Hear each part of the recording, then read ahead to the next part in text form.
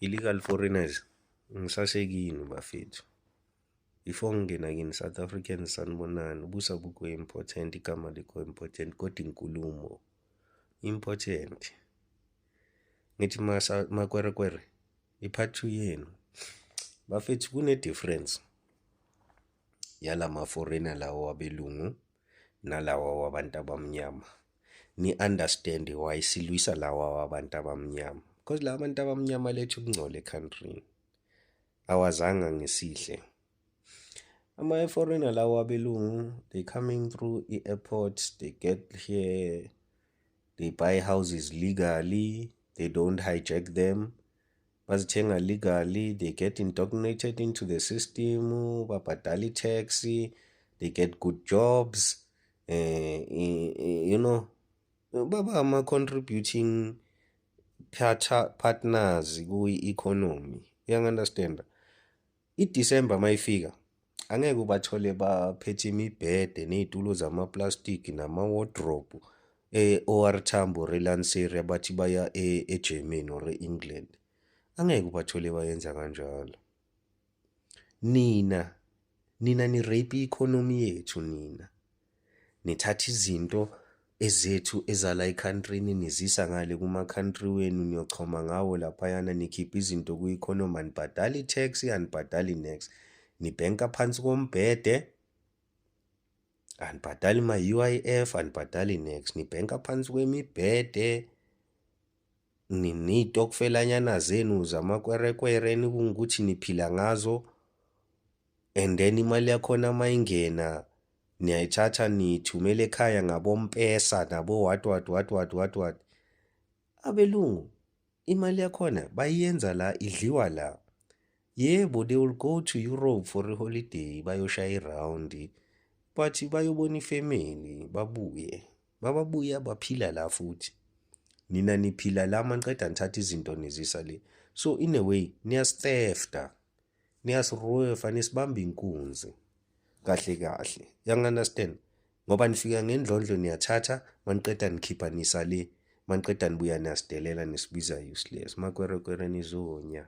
Makwerekwere yazi nisukela abantu aba-wrong bafethu. Hey, ma-South African, yo indaba nani angazi ukuthi angikakakwadi enough or i-abuse seyimnandi ngale ndlela, because vele ama-relationship awe-abuse yiwe niwapreferayo, yabona. So la nihlukumezeka khona kula nijabula khona kakhulu nina ma-South African. That's why la makwerekwere anenza kanje, and anenza kancane ngoba kahle kahle the way umthetho wethu useless ngakhona, ikwerekwere malithanda ungathi uphumile uye esontweni lingene nama-pramastofu walo endlini bese likutshela ukuthi hamba apply eviction order. Sengikubonisa nje ukuthi umthetho wethu useless kanjani. Uzosayida nalo lelo kwerekwere. Even lama-injection eniwajabulele wama-PrEP lawe nithi, oh South Africa, oh so happy to get the first batch of PrEP. Ayohlaba amakwerekwere kuqala before atholwa yini ma-South African. And angeke nize nisho next. Instead nizoshaya ingoma yamapiano. Ayihlaba bona phela, thina sala ngaphandle, ayihlaba bona phela, thina sala ngaphandle. Into seni ama-producer wamapiano instead of ukuthi nibe abantu abafuna ukuthi niphile empilweni. Ma-South African sometimes niyakhathaza yazi, mara ngizobuye ngininyele sidile ngala makwerekwere lawa. Sizoba neyethu i-family meeting, sidile ngalaba abanehide upresident yabo uRamaphosa. uRamaphosa futhi kwerekwere self uRamaphosa. uRamaphosa uyambona, and kujampisa le ntwana yakhe lengathi slow lena le beyilapha ku-MacG leya iyajampisa leyana ukuthi inethubuthi nyana yabo Tawanda Mutawandi, yabona lama line lawa le phezulu ko-Kenya Zambia line, yabona. Ya uyajampisa nje ukuthi nje uma ungamazi umbhekile nje bathi cabanga guess igama lakho bani, uyazi ukuthi uThawanda, yabona. Like bafethu man, makwerekwere hambani ningcolile. emakhantrini wenu la niphuma khona amashophu lani, ishophu mayilana la phambi kweshophu ile ntuzane isiganga futhi khona la phambi kweshophu la uthengisa khona. Le nto eniyenza edrobheni hhayi ukuthi ini ukungcola yinto yenu kuhamba nani. Uma uqhashele ema-fourways amaphela aphuma from emaflat wama-Nigeria, yes angcolile ama-Nigeria. Sahamba sayoli-evict i-Nigeria laphayana masikuka ifriji amaphela kusho ukuthi like ayayehlisa ifriji ayidonsa ukuthi ibuyele phansi ethalisini awafuni siyikuke. The way yabona like hambani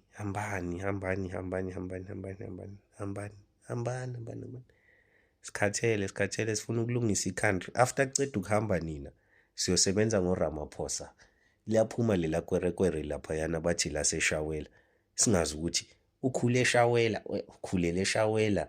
Okay, eshawela akekho nomuntu oyi-one ongathi ubaba Mbeki afunda noRamaphosa or asibonise isithombe sani. Ngeke bathi kukudala iy'thombe bezingekho, iy'thombe bezikhona. Kuney'thombe zakaMandela ayibhoksa, bathi uMandela wayeyibhoksa mawubuza ukuthi washaya bani akekho one-answer.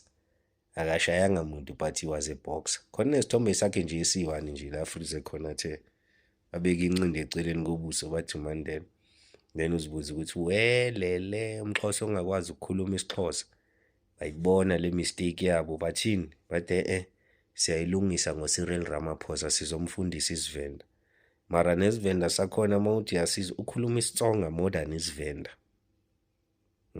Eshawela athi yena bekabamba istaff. Leya kiss wena mawubhekile ngagijimisa igado leya. Ingagijimisa i-9-0 yeVereeniging. Yangazodlala wena. Ngeke. Akukaze azadlala isipharapara. uRamaphosa akakhulelanga eshawela. Akana nanomuntu afunde naye eklasini owaziwayo. Une-history nyana nje ingasiwa nje evele seyivela sekaphethe i-umbrella for uMandela aphume ejele. Animini kancane bafethu. Makwerekwere hambani nepresident yenu ubaba kaTawa. Khona okunye futhi lento leyo ukuthi lo mphathi walabantu laba abalwela abantu bokufika Nkosi yami, hhayi akasithusi ngandawo lento azama ukuyenza ayikho nje njengoba esikhuluma kabi la ukuthi usuka le kini uzohlala ehosteli, then uma usuhlele ehosteli kusho ukuthi uyi-foreigner because wena uyarenta lapha. Yebo, ngi-right mangirenta. Ngicela ukuzwe kahle lokungena emadlebeni yakho. Ngi-right mangirenta, ngirentela umuntu wakuphi wangakithi, ngisapota umuntu wakuphi wangakithi. So lokho okuzothiwa hey abantu bokufika abelungu sibayekelana, no asibayeki abelungu. Abelungu kokuqala into abayenzayo uma befika la bazazi ukuthi bangama-foreigner bazoqasha umuntu wala eSouth Africa azoba i-garden boy. Uma bavula ikhampani bazoqasha abantu baseMzansi. Okwesibili, angeke ubathole ey'bhedlela bayenza i-human trafficking. Angeke bahamba ama-private hospital, bahamba ama-private clinic wabo. Akaze bayenze incindezi kithi abantu bamnyama. Bayenza sure ukuthi yonke into yabo bayayikhokhela. Abafuni ukudla kwamahhala, abafuni iy'bhedlela zamahhala, abafuni amaklinikhi wamahhala. Yonke into bayazenzela and ngeke ubathole beloku besivimba emsebenzini. Yibona abasinikeza umsebenzi ukuthi sikhona ukusebenza njengabantu bala eMzansi. So uma uzokhomperisha umuntu osuke eMalawi, eZimbabwe nowase-Nigeria odayisa ama-drugs nomuntu obuye eMozambique, kunomehluko omkhulu kakhulu nomlungu. Umlungu usenzela into e-right. Asikaze sixoshe abalungu ezweni lethu, bona baxosha abelungu ezweni labo lekoZimbabwe. Mebebaxosha beza kithi eSouth Africa bazohlala nathi. Mebeqeda bona bayasuka lezweni labo bagijima beza kithi. Abahambe babuyele kibo, babize labo belungu babo, bahambe boyolwela izwe labo kube right. Sikhathele yibo, si-right, si-enough. We are happy nabelungu bethu abangama-foreigners esingabaxoshi thina, ngeke size sibaxoshe ngobani lokhuza baya-complyana kuphi eSouth Africa. Bona labo ba-complyana ngani ngoba bathatha izinto bahambe nazo batshontshe izinto. Izolo lokhu intombi yami ihambile lapha yaye elokhuzeni kuthiwa yini eklinikhi ukuthi ayolokhuza bathi amaphilisi aphelile. Amaphilisi siwabuka la kuma-social media ahambile ayoshonephi adayise ko-Zimbabwe ngoba bona abanayo i-medical abanawo amaphilisi lapho angeke bafowethu abahambe. Guys, into enhle yanconywa and le nto yenziwa ngabongizwe ngabo-Jacinta, March and March, Operation Dudula, uphakela umthakathi. La nto idinga ukunconywa kakhulu. That's la nto besiyidinga sililizwe. And if niyayiqaphela, there's no politicians involved. Like into abayenzile aba bantu, the South African citizens, manditsho bonke ngoba sibaninzi siyayisupporta le nto abayenzayo. As South African citizens, we did what politicians couldn't do in the past 30 years of them having power ezandleni zabo. And we took matters into our own hands and we actually yenzeka. I do support abahambe. Everyone has a home. Nami I support a lot. Everyone has a home. I'm from a place called Mount Frere. And business sector Mount Frere, 90% of businesses, local businesses at Mount Frere are owned by foreign nationals. And it saddens me. It saddens me. Like bekubizwe a meeting not so long ago, kubizwe osoma business aba local Mount Frere, and sadly we did not even fill up a room. Akhange kugcwale ngisho room. Akhange sondele not even to 100, let alone have about 50 plus people. Meaning that, and bebengekho ke bona ke kule meeting your local businesses as to how we can improve and what can we do to uplift each other as business people. Bona bebengekho because they always have meetings apha bazohamba khona. But that economic power, that financial power, that business sector power, iphethwe ngabo eMount Frere, and it's something that we as people and citizens as a South Africa needs to stand up on that.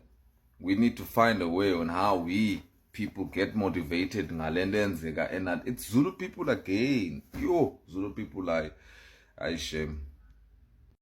Emhlabeni umuntu ongenambono uyohlezi ecriticize lo onombono. Uyohlezi ethi ukube kuthiwa wenza into kanje ekubeni wena ufolte izandla. Kunabantu abaningi abacriticize uJacinta and yet they are folding their hands. Balwa naye la ku social media yet they are doing nothing. Abanye babo baze bakhuluma ukuthi why uJacinta asukele abantu abamnyama kuphela abasuka ngaphandle abelungu bakhona. uJacinta sat down and identified the problem. Wabona ukuthi ukugcwala emaklinikhi kukhandwa abantu abasuka ngaphandle bengenamaphepha. Wabona ukuthi amabhizinisi afanele ngaba wabantu base South Africa athathwa abantu bokuhamba. Wabuka ukuthi ezikoleni uma uthi uyabheka sekugcwele izingane zangaphandle. Wabuka zonke lezi zinto ezisixakayo nezidakamizwa ukuthi nayi indaba ivelaphi lento.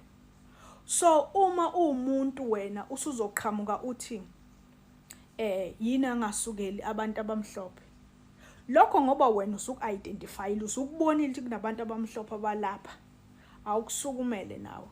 Awungafoldi izandla, awungasho ukuthi uJacinta uxenophobic because usukela abantu abamnyama, waye angasukela wena ngoba usubonile ukuthi nabamhlophe. Sukuma umntakagogo ushone khona, asukuma umntakagogo uyoyibamba nawe ngoba ngeke sisilungise isizwe kanje sinabantu abazothi beyalungisa abanye behlela lapha ku social media becriticize bethi hayi kufanele ngabe wenza kanjena, hayi useyilento bese sivika nje sivika.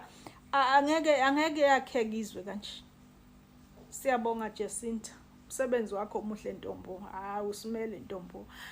Usuze wavusa abaningi all over bayayibona lento ukuthi hayi man. Siyaphela la.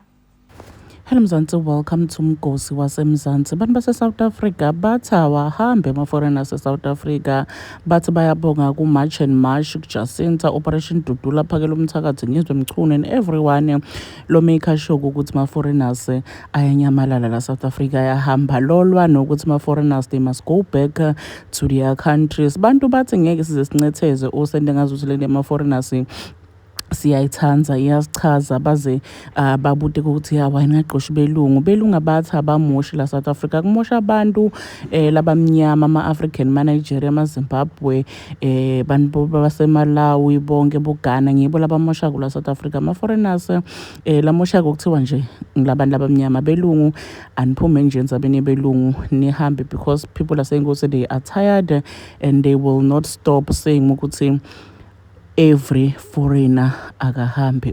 Do comment your thoughts when I down on the comment section. Don't forget to hit the notification bell. I'm signing out. Goodbye.